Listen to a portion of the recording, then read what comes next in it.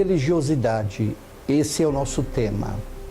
Esse é um tema polêmico, esse é um tema onde podemos observar que ao redor da Terra as pessoas estão sendo mortas, destruídas, extirpadas, estrupadas, violentadas, roubadas, em todos os sentidos, por causa dessa praga cancerígena chamada religiosidade.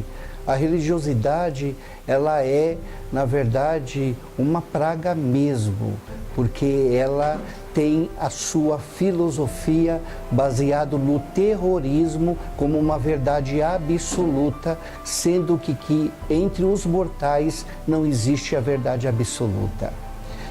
Essa pior praga que existe na Terra, ela sempre fará uma devastação, porque ela foi feita mesmo como um braço do inferno para destruir e descredenciar a vida dos seres humanos e do seu próximo. A religiosidade, ela pode ser partidária, a religiosidade, ela pode ser familiar, a religiosidade, ela pode ser política, social, cultural, organizacional e tantos outros segmentos que podem ser movimentado, dimensionado, caracterizado através da religiosidade. Mas a pior de todas elas é quando a defesa é em nome de Deus. Isto é uma coisa horrível. As pessoas, elas estão falando em nome de Deus, matando em nome de Deus, roubando em nome de Deus, destruindo em nome de Deus, violentando em nome de Deus e até castrando por causa da maldita religião em nome de Deus.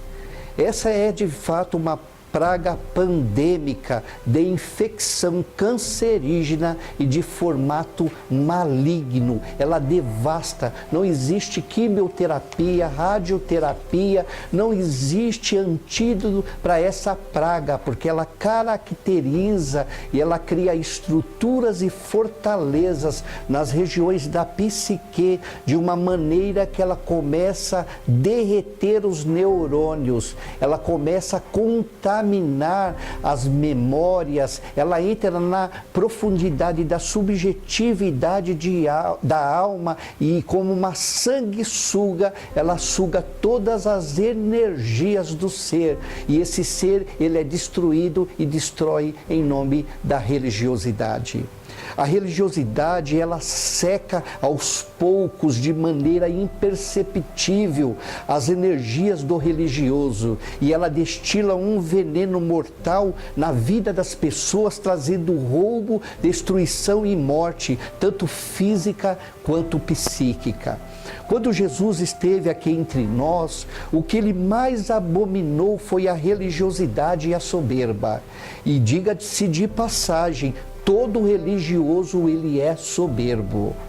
Por exemplo, no caso da mulher adúltera, Jesus Cristo, ele foi lá e absorveu aquela mulher, que era uma mulher descredenciada, desvalorizada, colocada em segundo plano, e esses religiosos, muitos nas quais tiveram relacionamento sexual com essa mulher, agora usaram ela como um objeto sexual e agora eles queriam descartar, porque de fato eles estavam querendo carne nova.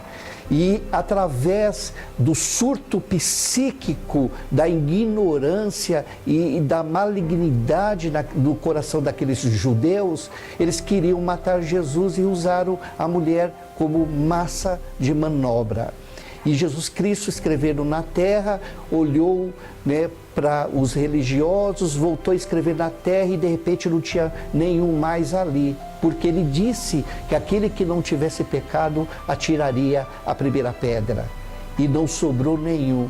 E Jesus Cristo, ele abraçou aquela mulher através da automotivação e ele disse para aquela mulher assim: vai e não peque mais. Ou seja, ele devolveu a vida e a dignidade daquela mulher. E os religiosos, ele dizia, vocês são sepulcros caiados, vocês são muito bonitinhos por fora, azulejados, tal, mas dentro de vocês existe uma podridão de ossos em decomposição e vocês podem transmitir bactérias e várias enfermidades para aqueles que tiverem acesso a vocês. Vocês são hipócritas. Esse era o tratamento de Jesus para os religiosos. Por quê? Porque foram os religiosos que crucificaram o seu próprio mestre, entre aspas, aquele que eles esperavam, mas não reconheciam como Jesus, o Filho de Deus.